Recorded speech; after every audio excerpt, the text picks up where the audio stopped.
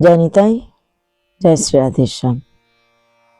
আজকে আমরা স্বামী সুর হরিদাসের কথা শ্রবণ করব আর তার গুরুদেবের সেবিত বিগ্রহ নবনীত প্রিয়াজির কথা শ্রবণ করব। তো সুর হরিদাসের কথা আপনারা অনেকেই জানেন, যিনি বাঁকে বিহারীকে প্রকট করেছিলেন। তো সুর হরিদাস 5 বছর বয়সেই কিন্তু গৃহত্যাগ করেছিলেন। 24 বছর বয়সে গিয়ে তিনি গুরুদেব থেকে দীক্ষা নেন।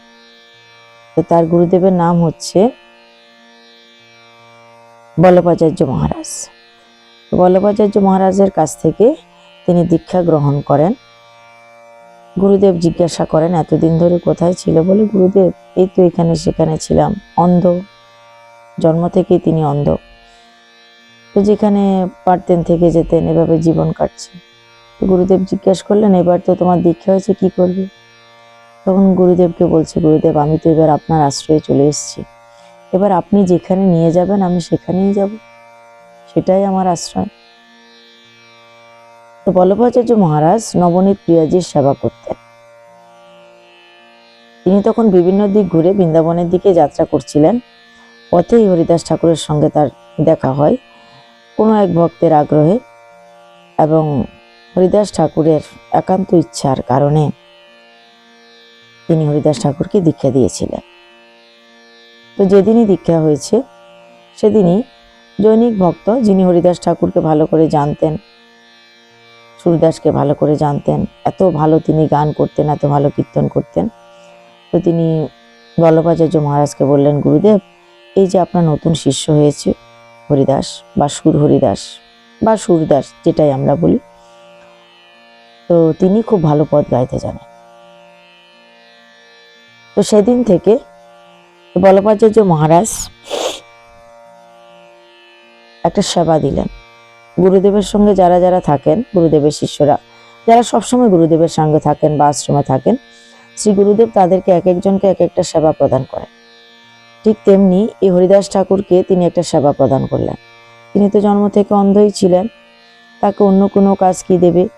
তাই হরিদাস ঠাকুরকে কাজ দিলেন এটাই, যে তুমি আমার নবনীত প্রিয়াজিকে সবসময় বিভিন্ন সুন্দর সুন্দর পদ গেয়ে শোনাবে, তার রূপের বর্ণনা, তার লীলার বর্ণনা, মধুর মধুর শ্রীজির বর্ণনা ইত্যাদি গেয়ে গেয়ে তুমি শোনাবে। হরিদাস ঠাকুরের এটাই কাজ ছিল। বৃন্দাবনে চলে এলেন। বৃন্দাবনে তিনি এই নবনীত প্রিয়াজি ঠাকুরকে প্রত্যেক দিন কীর্তন শোনাতেন, গান শোনাতেন, বিভিন্ন পদ গেয়ে গিয়ে শোনাতেন, আর তিনি নাথজিকেও গান গেয়ে শোনাতেন। গিরি গোবর্ধনের উপরে যিনি থাকেন নাথজি, তাকেও তিনি প্রত্যেক দিন গান শোনাতেন। এটা তার নিত্য সেবা ছিল। এটাও একটা সেবা, ভগবানকে বিভিন্ন পদ রচনা করে বিভিন্ন পদ গেয়ে গিয়ে শোনানো, মধুর মধুর কীর্তন করে শোনানো, আনন্দ দেওয়া, এটাও একটা ভাগবত সেবা। তো এই সেবা তার দেওয়া হয়েছিল। সেই নবনীত প্রিয়াজি কি খেতে ভালোবাসতেন? তিনি রাবড়ি খেতে বহুত পছন্দ করতেন। তো নবনীত প্রিয়াজিকে তো 56 ভোগ দেওয়া হতো, তার মধ্যে তিনি রাবড়িটা পছন্দ করতেন। এক একজন ঠাকুরের, এক একজন দেবতার বা এক একজন বিগ্রহের এক একটা খাবার বহুত পছন্দের থাকে। তাই নবনীত প্রিয়াজিরও পছন্দের ছিল রাবড়ি, রাবড়ি পছন্দ করতেন। তো একদিন ভোগ লাগলো, 56 ভোগ লাগলো। তো সেবায়েত ভোগ সাজাতে সাজাতে কি করলেন, নবনীত প্রিয়াজির থেকে সামনের দিকে অন্যান্য দ্রব্য পড়েছে, তারপরে খিচুড়ি দিয়েছে, একদম লাস্টে শেষ দিকে গিয়ে দিয়েছে রাবড়ি। ভোগ লেগে গেছে, দরজা বন্ধ হয়ে গেছে, বাড়ি কীর্তন হচ্ছে। নবনীত প্রিয়াজি দেখলেন, আরে এবার তো খেতে বসবো, কিন্তু যেটা আমার সব থেকে প্রিয় রাবড়ি, সেটা তো বহুত দূরে আছে, সামনের দিকে অন্য কিছু আছে, মাঝামাঝিতে আছে খিচুড়ি, এই খিচুড়ি আছে মাঝামাঝিতে, তো কি করা যায়?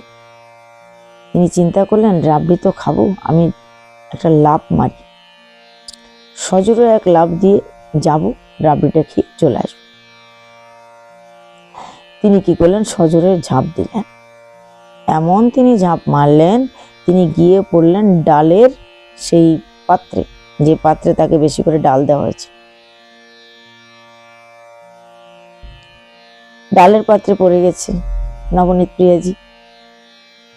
আর কি খাবে, ওখানেই বসে আবুডুবু খাচ্ছিল। কিছুক্ষণ পর পর্দা সরানো হলো। পর্দা সরিয়ে ব্রাহ্মণ দেবতা ভিতরে প্রবেশ করলেন। সেবায়েত ভিতরে প্রবেশ করে ঠাকুরের আরতি হবে। ঠাকুরের আরতি হবে, কিন্তু কার আরতি হবে? ঠাকুর যেহেতু নেই সিংহাসন। আরে ঠাকুর কোথায় গেল? ঠাকুর নেই। সবাই বহুত চিন্তায় পড়ে গেল, এদিক খুঁজে ওদিক খুঁজে, কোথাও ঠাকুরকে খুঁজে পাচ্ছে না। অবশেষে এক ভক্ত বলল, আরে খাবারই তো খেতে দেওয়া আছে, সব খাদ্যদ্রব্যগুলো দেখো ভালো করে ওখানে কোথায় আছে। সব ভালো করে দেখতে দেখতে দেখতে দেখতে কোথায় পেল? ডালের ওই যে পাত্র, সেই পাত্রের ভিতরেই তিনি ডুব দিয়ে পড়ে আছে। ডাল আর খিচুড়ি দেওয়া হয়েছে, খিচুড়ির পাত্রেই পড়ে আছে। সেবায়েতরা সেদিন কি মনে করলেন? খিচুড়ি বুঝি তার বহুত প্রিয়, বেশি করে ডাল যুক্ত খিচুড়ি দিয়েছে, বেশি করে ডাল দিয়ে, সে ডালের খিচুড়িটা তার বহুত প্রিয় বুঝি। পরদিন থেকে ক্ষীর ভোগ লাগতে লাগলো। পরদিন থেকে খিচুড়ি খিচুড়ি খিচুড়ি, সামনে প্রত্যেক দিন খিচুড়ি। আরে নবনীত প্রিয়া যে খিচুড়ি প্রিয়, তা প্রতিদিন খিচুড়ি দিচ্ছে। ভগবান মুখ বন্ধ করে একদিন খেলেন, দুদিন খেলেন, 3 দিন খেলেন, 4 দিন পান্ডাকে স্বপ্নে দেখালেন, আরে মূর্খ, প্রত্যেক দিন আমাকে খিচুড়ি দিচ্ছ, রাবড়ি দিচ্ছ না? রাবড়ি বহুত প্রিয়, 56 ভোগ দাও আমাকে। সেবায়েতরা সাবধান হল। পরদিন থেকে আবার 56 ভোগ দেওয়া হলো। 56 ভোগ তৈরি করে দেওয়া হয়েছে, কিন্তু রাবড়ি গিয়ে একদম পরে দেওয়া হলো। 56 ভোগ তো দিয়েছে পরদিন, রাবড়ি একদম সামনের দিকে। কোথায়? ঠাকুরের সামনে থাকবে রাবড়ি, কিন্তু ঠাকুর থেকে অনেক দূরে গিয়ে রাবড়িটা দেওয়া হয়েছে। ঠাকুর দেখলেন, আরে এই যে ভোগের বাটিগুলো থালাগুলো সাজিয়ে দিয়েছে, সেটা দেখো কি মূর্খ, একদম লাস্টে দিয়েছে রাবড়িটা। ফার্স্টে তো অন্য অন্য খাবার, কিন্তু আমি তো আগে রাবড়িই খাবো। তিনি কি করলেন? নবনীত প্রিয়াজি আবার ঝাঁপ দিলেন আগে রাবড়ি খাওয়ার জন্য। ঝাঁপ তো দিলেন রাবড়ি খাবে বলে, পড়ে গেলেন রাবড়ির বাটির ভিতরে, ডুবে বসে আছে। আবার তো বাইরে কীর্তন হচ্ছে, কীর্তন হয়ে শেষ হলো, পর্দা সরানো হলো, আরতি করতে গেল। আরে ঠাকুর কোথায়? ঠাকুর তো নেই। আরেকজন বলে, সেদিন তো ছিল খিচুড়ির ভিতরে, আজকে দেখ কিসের ভিতরে আছে। এবার সব কিছু দেখতে দেখতে দেখতে দেখতে কি পেলেন? রাবড়ির ভিতর ঠাকুরজি আছে। গুরুদেব বললেন, রাবড়ি ভগবানের বহুত প্রিয়, তাই আজ থেকে নবনীত প্রিয়াজিকে সবসময় রাবড়ি তো দেবে, কিন্তু রাবড়ির বাটিটা একদম ঠাকুরের কাছে, ঠাকুরের সামনেই দেবে। কেন? প্রত্যেক দিন আগে তিনি রাবড়ি পাবেন। তো সেই থেকে প্রত্যেক দিন এই নবনীত প্রিয়াজিকে 56 ভোগ তো দেওয়া হয়, কিন্তু রাবড়ির বাটিটা ঠাকুরের ঠিক সামনে, খুব কাছাকাছি দেওয়া হয়। তা আমরা যে ভোগের থালা সাজাই, ভোগের থালা সাজানোর সময় ক্রম অনুযায়ী ঠিকঠাক সাজানো উচিত। যে বস্তুটা ভগবানের অধিক প্রিয়, সেটা ভগবানের খুব কাছাকাছি দেবে। বালগোপাল বাচ্চা মানুষ, তার কি প্রিয়, কি তার প্রিয়, সেটা বুঝে সামনে দিতে হবে সে খাবারটা। 5 রকমের ভাজা আমরা দিই, সবার আগে আলু ভাজাটা দাও। বাচ্চাদের যেরকম আলু ভাজা পছন্দ, ঠাকুরজিরও তাই। শাক ভাজাটা তার কাছে দাও। যদি কচু ভাজা দাও, বেগুন ভাজা দাও, সেটা একটু দূরে করে দাও। লঙ্কা ভগবানের কখনোই প্রিয় নয়, লঙ্কাটা একটু দূরে করে দাও। ভগবান মিঠা খেতে ভালোবাসে, ভগবানের টক এবং ঝাল একটাও প্রিয় নয়, ভগবানের প্রিয় হচ্ছে মিঠা বস্তু।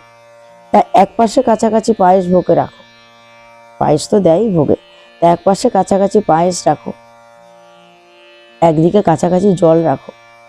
ভাজা তো থালার মধ্যেই আছে, ডালটা পাশে রাখো, যাতে হাত বাড়িয়ে চাইলে আগে ডালটা নিতে পারে।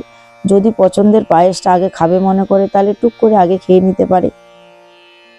খেতে খেতে গলা আটকে যাবে, জল চাই, তাই ডান হাতে যেন ঝপ করে জলটা নিতে পারে। তাই খাদ্যদ্রব্য এমনভাবে সাজিয়ে ঠাকুরকে ভোগ লাগাও, ভগবানের প্রসাদ পেতে যেন অসুবিধা না হয়। তো নবনীত প্রিয়াজির এই সুন্দর কাহিনী আজকে আমরা শ্রবণ করলাম।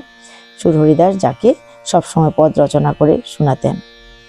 আজকে ছোট্ট এই কাহিনী শ্রবণ করলাম, কালকে আবার নতুন কাহিনী শ্রবণ করাবো। আজকে জয় নিতাই, জয় শ্রী রাধেশ্যাম।